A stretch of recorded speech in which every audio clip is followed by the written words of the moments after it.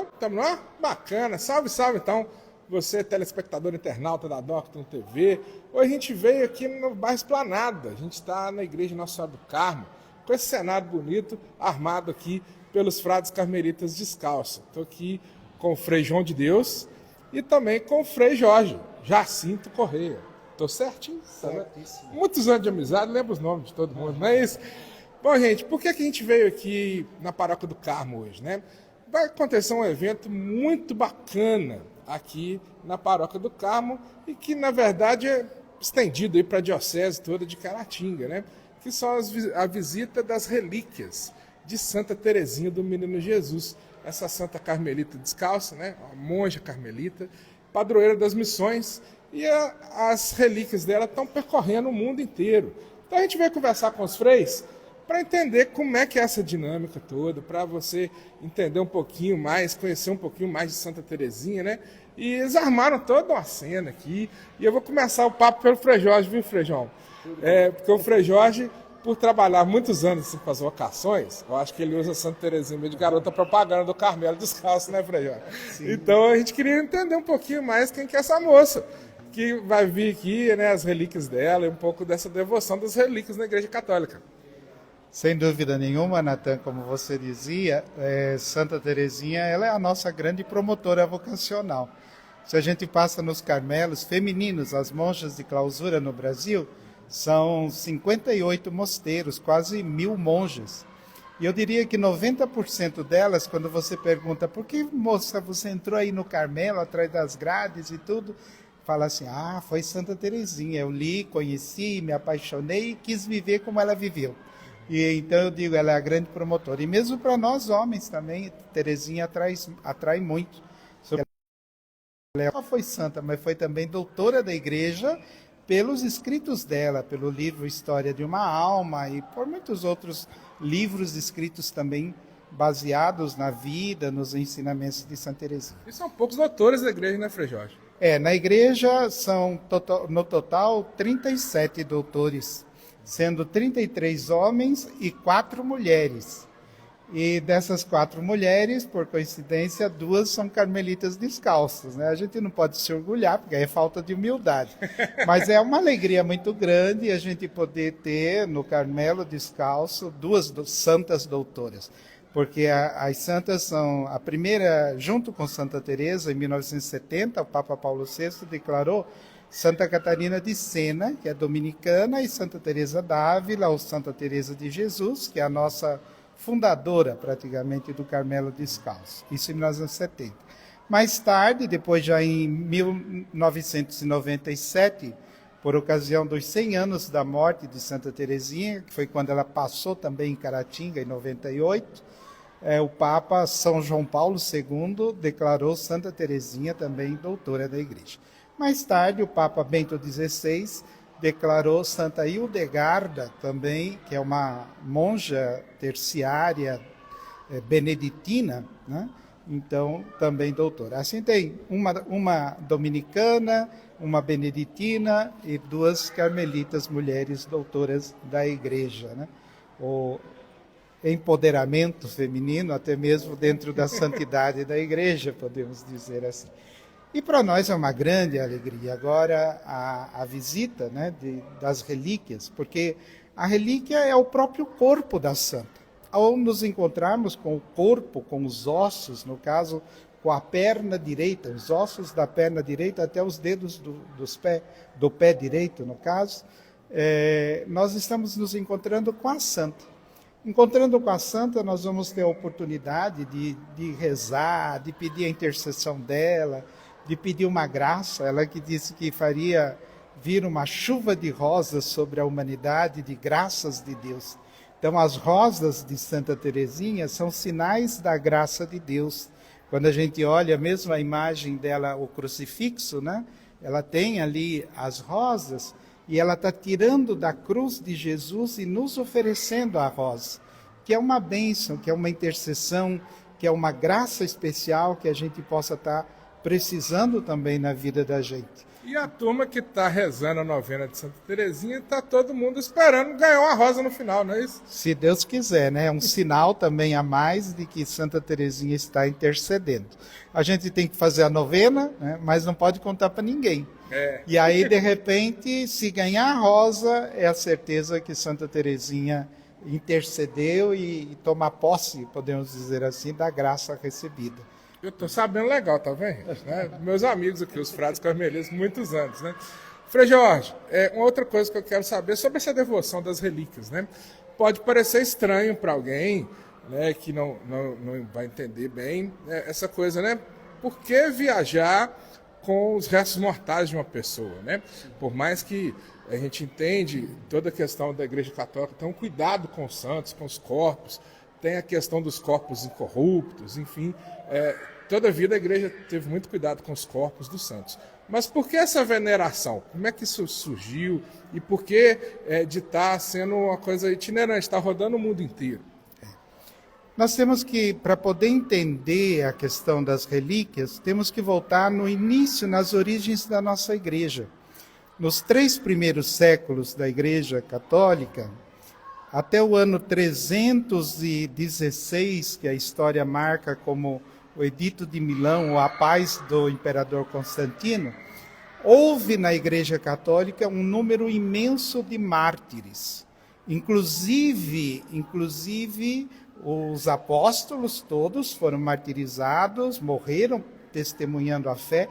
O próprio Jesus é o primeiro mártir do cristianismo, que morreu também pela fé, pelo reino, na cruz. E uma infinidade, é muito grande o número de pessoas. Inclusive, ainda hoje, em algumas partes do mundo, ainda muitas pessoas morrem por serem cristãos. E naqueles primeiros tempos de grande perseguição, da parte, sobretudo, do Império Romano, até o ano 316, quando alguém era martirizado, a comunidade vinha depois e recolhia o corpo e dava um enterro digno. E geralmente, sobretudo em Roma, que era a capital do Império, onde a gente tem o Coliseu até hoje, onde os cristãos eram lançados às feras e martirizados, a maioria era no Coliseu, aí eles eram levados para a catacumba. E ali na catacumba, o corpo, né, os restos mortais e depois os ossos, se tornavam uma referência para os outros cristãos. Então, mesmo sendo em um buraco de 3º andar, mais ou menos, de um prédio, as catacumbas são bem profundas, ali em Roma, e aí... Está ali pertinho do Coliseu. Se visitar o Vaticano, ali de baixo estão as catacumbas. Roma tem várias catacumbas, até a origem das catacumbas são bem antes do cristianismo, porque eles tiraram o barro do subsolo para construir com argila a cidade de Roma antiga, muito antes de Jesus Cristo. E aí tinham todos esses túneis, e os cristãos se escondiam ali por causa da perseguição. E quando alguém era martirizado, por exemplo, se eu ou você, alguém de nós morássemos lá naquele tempo, e porventura cortasse a nossa cabeça, os outros da comunidade viriam à noite, pegariam o nosso corpo e levariam lá para a catacumba e nos dariam um enterro cristão, rezando, etc. Só que daí, onde era o túmulo, eles gostavam de voltar a rezar ali, porque iam lembrar do testemunho de fé que eu dei, o que você deu, então ia ser sempre uma referência de fé para eles. É interessante que, muito tempo depois, acharam, por exemplo, os restos, o túmulo de São Pedro. São Pedro foi martirizado, pregado na cruz de cabeça para baixo em Roma, e onde hoje é a Basílica de São Pedro, descendo 3 andares ali, a gente tem a catacumba de São Pedro, o túmulo de São Pedro, onde ele foi enterrado pelos cristãos. Só que aquilo ficou sempre uma referência. Imagina o túmulo de São Pedro, o túmulo de São Sebastião, mártir romano, o túmulo de São Lourenço, grandes mártires, né, de Santa Luzia, o túmulo de Santa Cecília, todos esses grandes santos dos primeiros tempos, todos tinham lá o seu lugar especial na catacumba. Depois, é uma história longa da igreja. Não, mas é legal entender. Depois que teve a paz, a partir do ano 316, aí eles puderam construir a igreja à luz do sol. Então saíram os cristãos de dentro dos buracos das catacumbas e vieram para a superfície, ganhavam terrenos, ou famílias um pouquinho mais ricas se convertiam ao cristianismo, ao catolicismo, e construíam igrejas para poder participar da missa, das liturgias, etc. E daí eles trouxeram, para não ficar descendo todo dia lá no túmulo de novo, eles pegaram os ossos e trouxeram para as igrejas. Então as basílicas antigas, já lá da Baixa Idade Média, lá pelo ano 400, 500, 600, 700, todas tinham relíquias, né, de mártires que tinham sido tirados das catacumbas, sempre como referência de vivência radical da fé até a morte, como Jesus morreu. Só que aí as igrejas multiplicaram e aí já não tinha corpos, todos os ossos da pessoa foram dividindo. Então, de repente, um osso foi para uma igreja, o outro osso foi para outra, e assim todas as igrejas sempre tinham. E até hoje se conserva. Tem muito altar que tem relíquia no altar, né? Todo altar em si deveria ter, toda paróquia no altar principal tem uma pedra no centro da mesa e que tem relíquias de mártires ali. Hoje pedacinhos pequenos, porque não tem mais tanto corpo para dividir pelas igrejas do mundo inteiro. Inclusive, Matheus, o Frei Jorge falou para não mostrar muito, não, mas vamos mostrar. A gente tem uma relíquia dessa, que é uma relíquia de segundo ou terceiro grau, não sei. Olha, de segundo grau essa. Olha aqui, Matheus, cuidado para você não cair aí, meu filho. Essa aqui é uma relíquia também de Santa Terezinha, né? De segundo grau. Que justamente veio para a paróquia do Carmo aqui, não é isso? Essa relíquia de segundo grau é assim, porque a igreja tem 3 graus de relíquias. O primeiro grau é o corpo, os restos mortais do próprio santo. Então, um osso, um cabelo, um dente, qualquer parte do corpo do santo. Ou, às vezes, o corpo inteiro, porque existem santos que o corpo ficou incorrupto, então está lá o corpo inteiro, como se tivesse morrido hoje. Que é interessante a gente ver, né, por exemplo, São Vicente de Paulo, é um que está com o corpo incorrupto, né? Então, a pessoa que vai lá visitar vai encontrar o corpo todinho lá do santo, né? A língua, por exemplo, de Santo Antônio. Santo Antônio só ficou a língua incorrupta, né? Então, é muito interessante essas coisas, assim, os milagres diferentes. Assim. O mais extraordinário da igreja de conservação é Santa Bernadette, que viu Nossa Senhora de Lourdes em 1858, e ela morreu uns 20 anos depois, e até hoje o corpo dela é como se ela estivesse dormindo, inclusive é flexível. Porque toda pessoa que morre depois de 2 ou 3 horas fica rijo. E ela não tem a rigidez cadavérica, ela está lá bem flexível. As monjas, uma vez por ano, sei lá, trocam a roupa dela. Então é como se você fosse vestir a roupa de alguém que está dormindo, ou de uma criança. Você mexe o braço para lá, tira, põe o braço de volta, sem fazer força nenhuma. Mexe a mão assim, e se furar o dedo dela, sai sangue. Ela tem sangue corrente dentro, assim, líquido, no sentido não corrente, mas líquido. O coração não está batendo, mas se você furar, o sangue sai. Então, muito extraordinário o caso dessa santa. Mas aí, Santa Terezinha não teve isso, né? Manteve só os ossos dela. E os ossos, então, dos santos, aí dos mártires, então, tinha sempre esses 2 sentidos. Me motivam lá desde a antiguidade a rezar, a pedir a intercessão do santo. Nossa, o teu testemunho de vida, você já está no céu, você é santo, declarado santo pela igreja, então você pode interceder por mim, pedir uma graça especial para Jesus. E também, o santo, sobretudo, é também motivação para nós também sermos santos.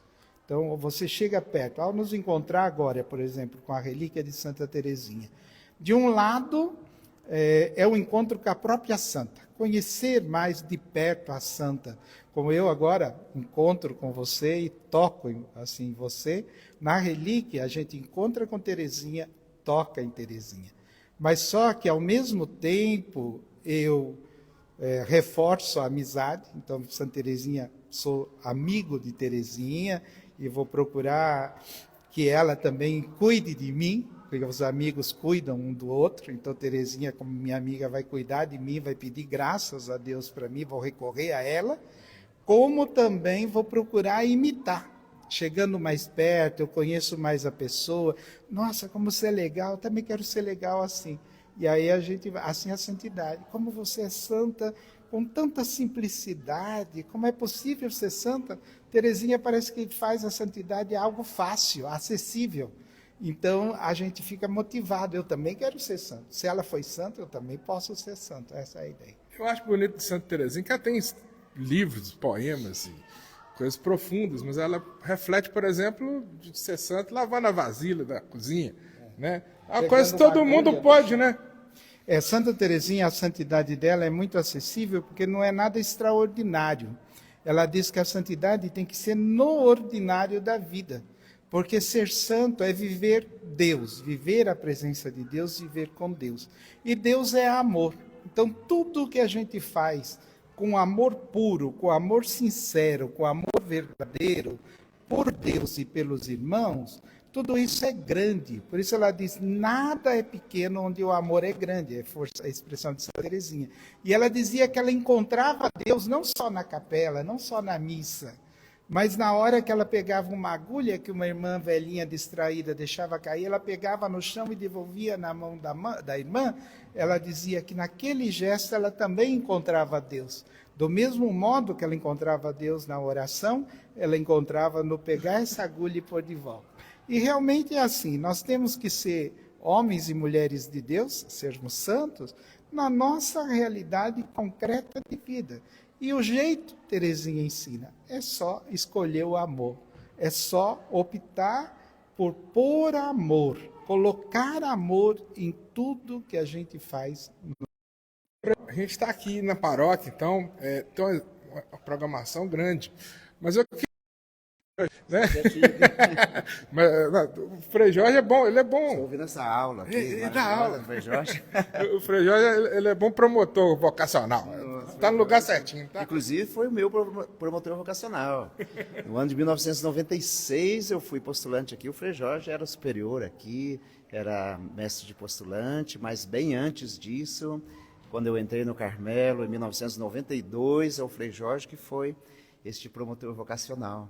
Daqui a pouco tem um monte de meninos e meninas aí, tudo querendo entrar no Carmelo por causa das aulas do Frei Jorge. Muito bom, Frei Jorge. Mas assim, mostrar um pouquinho da vida dela. Vocês montaram um cenário aqui para receber a gente da imprensa, né? Eu queria que você falasse um pouquinho da vida dela adolescente, depois ela já monja. Muito importante, a família de Santa Teresinha, também os pais dela são declarados santos pela igreja. Então é uma santa muito importante para a igreja, né? Verdade, muito importante para a igreja. Você disse tudo. Santa Teresinha, ela, falando dos pais dela, ela até fala assim, Deus me deu um pai e uma mãe mais dignos do céu do que da terra. Então vejamos como Santa Teresinha via a santidade nos pais dela. Uma família santa. Então, hoje ao celebrarmos, ao acolhermos Santa Teresinha no meio de nós, aqui na nossa paróquia, nós, assim, somos muito agraciados por Deus, por receber Santa Teresinha e conhecer um pouco da sua vida, né? Desde pequenininha, ela que, assim, nasceu neste berço cristão, neste berço católico, que foi, assim, educada, conduzida pelos pais. Claro que a mãe dela, quando morre, ela era pequenininha ainda, mas foi educada neste berço cristão.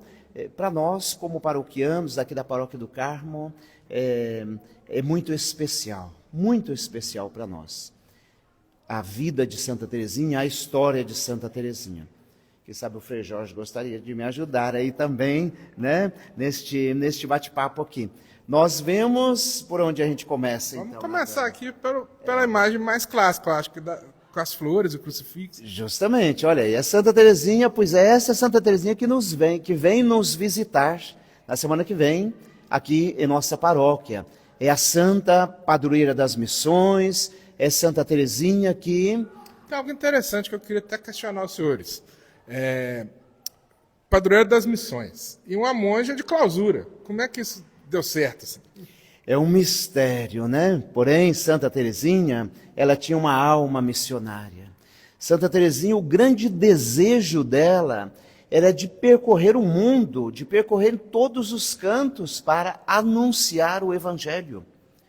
Viveu apenas 24 anos, entra no Carmelo com 15 anos, veja só, conheceu poucas pessoas na sua vida e é declarada padroeira das missões. Por quê?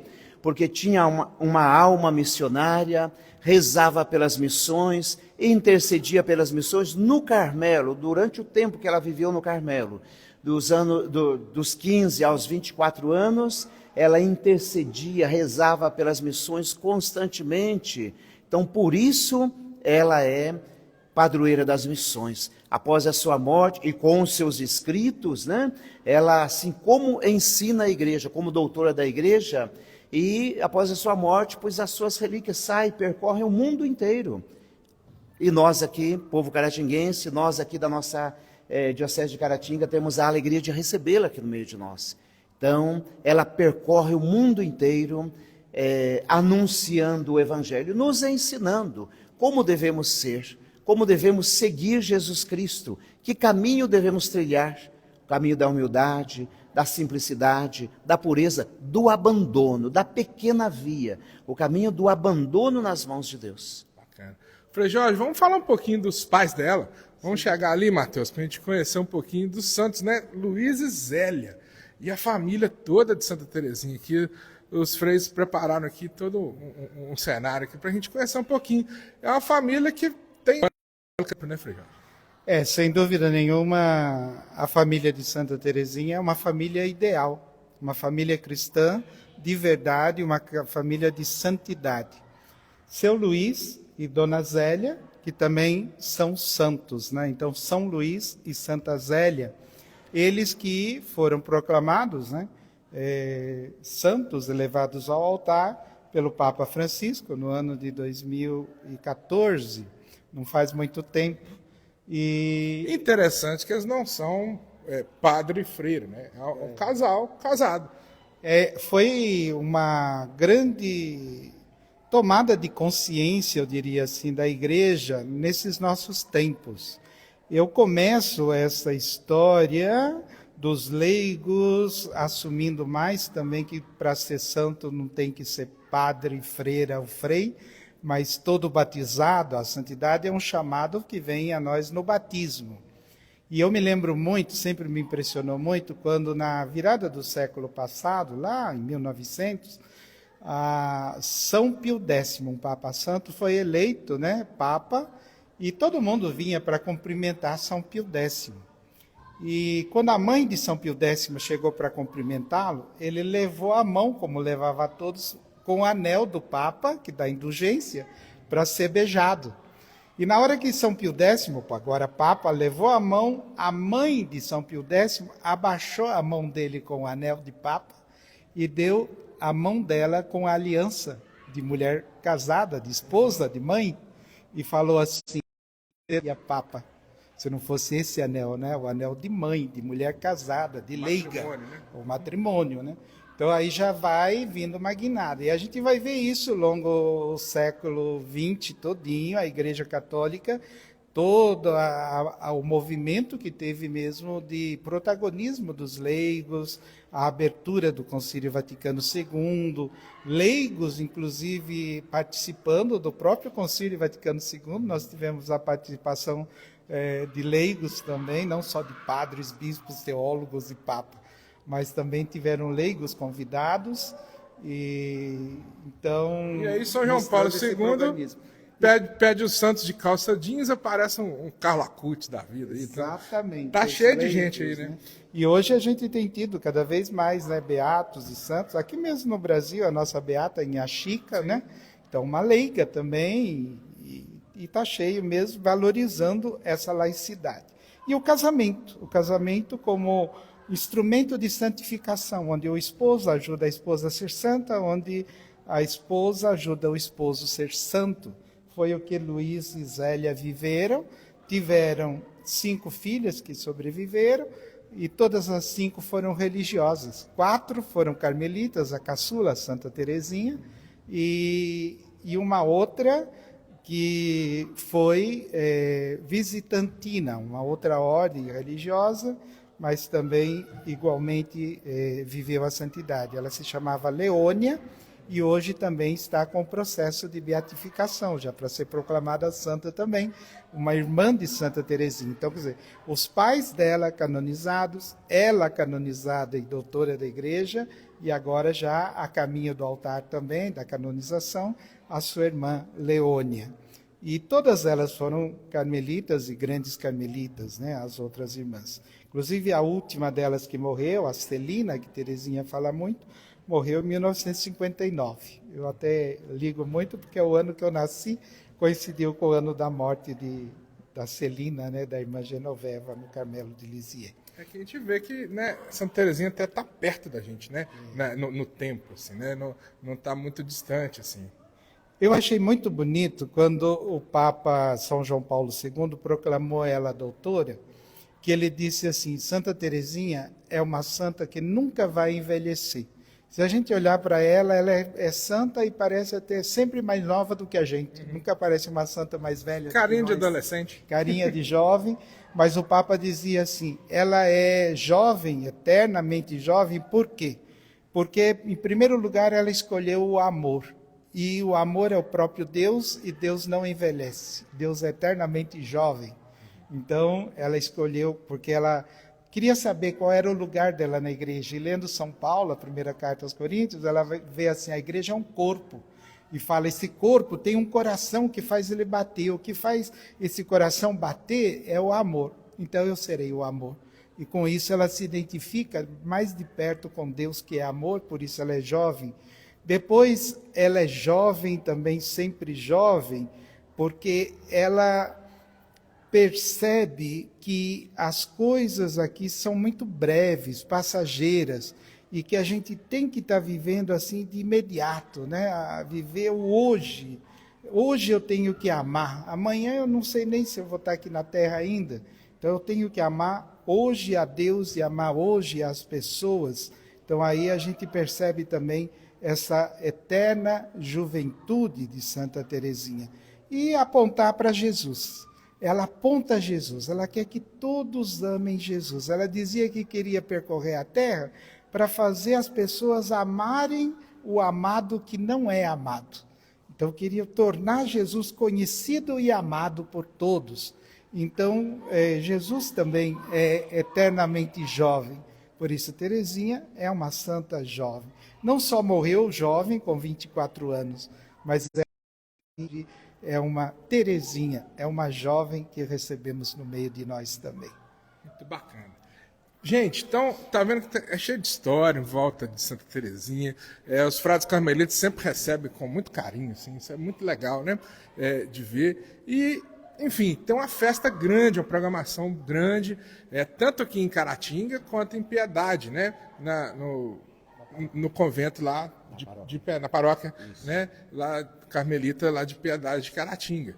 Então, Frei João, eu queria que o senhor fizesse esse convite, falasse um pouco dessa programação para a turma, né? Acredito que gerou uma curiosidade de alguém de conhecer Santa Teresinha, de conhecer um pouquinho dos frades carmelitas aqui, né? E poder vir aqui na paróquia e participar dessa festa, uma grande festa. Isso, a festa será muito grande. Então a gente convida todos vocês para vir participar conosco. No dia 26, na quarta-feira, nós receberemos as relíquias de Santa Teresinha às 11 horas da manhã, lá no bairro das Graças. Lá permanece por umas 2 horas, em momento de oração lá na capela. Depois nós vamos numa carreata lá para o Santuário do Senhor Bom Jesus, lá no Santa Cruz. Iremos para lá em carreata e lá também permanece algumas horas. Depois a gente vem para cá, para a Paróquia do Carmo, numa grande procissão, numa grande carreata, e viremos para cá, para a nossa paróquia. Acolheremos as relíquias aqui por volta das 19 horas e o nosso bispo Dom Juarez vai celebrar a Santa Missa de acolhida. Nosso bispo vai receber Santa Teresinha aqui na nossa paróquia. Permaneceremos em vigília até meia-noite naquela quarta-feira. Depois, na quinta-feira, dia 27, Às 6 horas da manhã já será a primeira missa, serão várias missas durante o dia, momentos de veneração, enfim, será muito especial na quinta-feira, durante toda a jornada, até meia-noite também, teremos momentos de oração, celebração da Santa Missa. O senhor saca ver para cantar parabéns para mim, né? No dia 27. Olha aí, pois você não pode faltar, então. Tá aí, tá, né? Então, precisa estar presente conosco, né? Será um dia muito especial, né? Você que nos ouve, nos vê neste momento, venha participar conosco, né? Na quarta-feira, na quinta-feira, aniversário do Natan, aí, veja só, estará ao lado das relíquias de Santa Teresinha.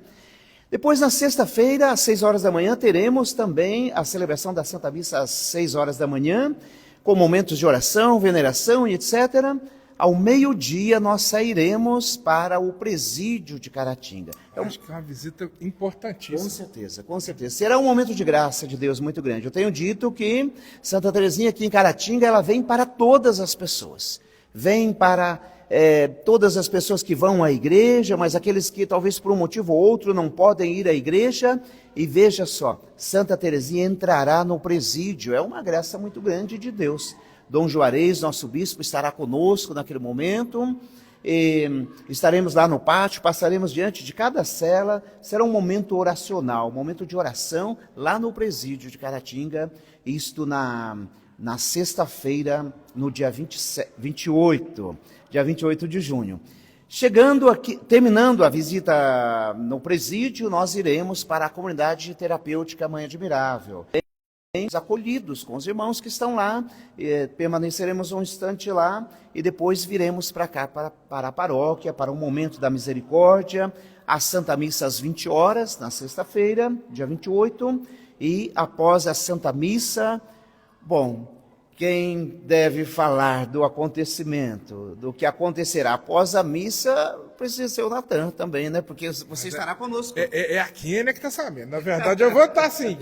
Mas está sempre preparado também com muito carinho. Olha aí, então, teremos um tributo, um momento assim musical maravilhoso. Tenho assistido os ensaios, está sendo, como diz aqui em Minas, o trem está chique mesmo, viu? O trem está bonito, viu? Muito bom.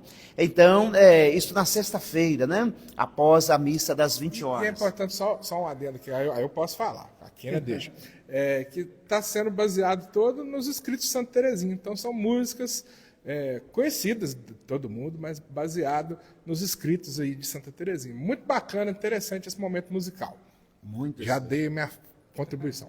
Olha aí, que beleza. Aí depois, no sábado, teremos também um momento de oração, um momento da Santa Missa, um momento muito especial com as crianças, né? Com a infância, na parte da manhã, no sábado, a missa com as crianças também, e às 13 horas, a missa de envio. A missa de envio, e daqui ela partirá para a Piedade de Caratinga.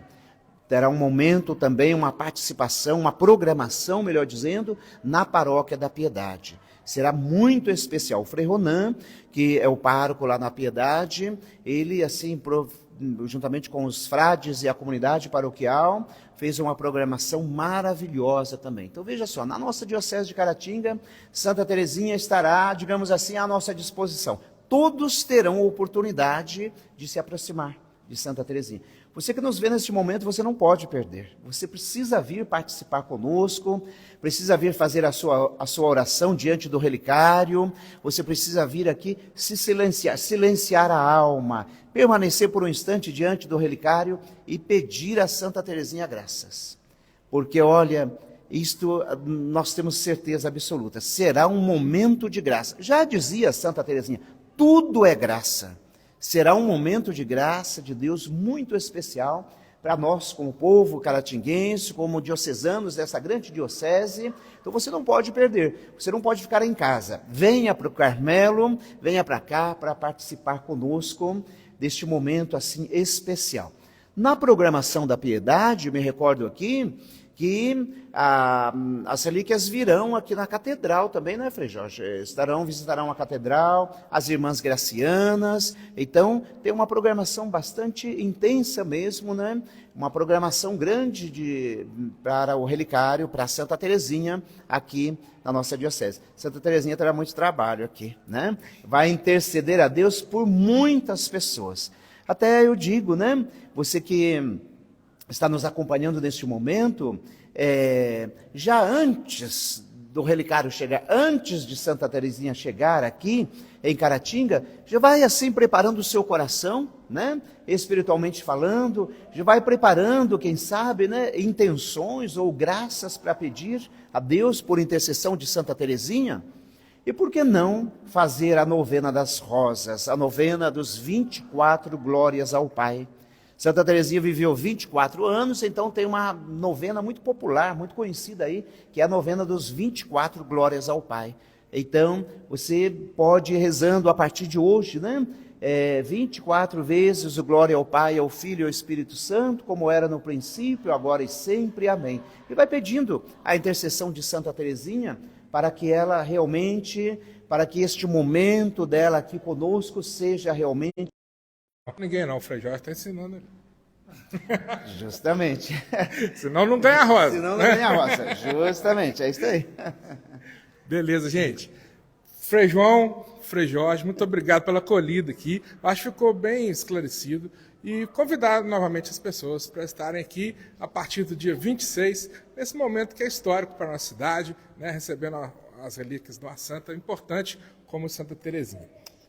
Está convidado. Docton TV com você a qualquer hora, em qualquer lugar.